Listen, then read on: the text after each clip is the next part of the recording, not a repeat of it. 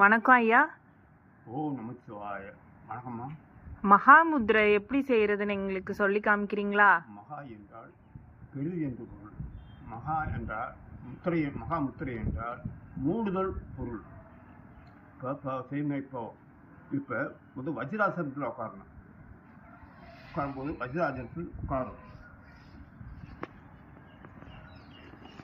வஜ்ராசனம் உட்காரும்போது இடது கால் கட்டை விரல் மேலே வலது கால் கட்டை விரல் அப்படி இருக்கணும். அதற்கு பிறகு நம்ம இடதையை பின்புறமாக வரணும். முதுகு பின்புறம், அது வலது இடது பின்புற வரணும்.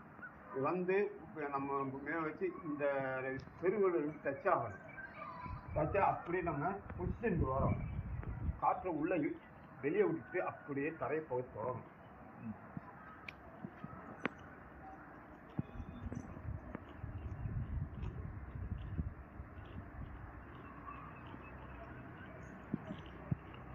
காற்றை உள்ளுக்கு இருக்கணும். அதே மாதிரி குனியும் போது காற்றை வெளியே விடணும்.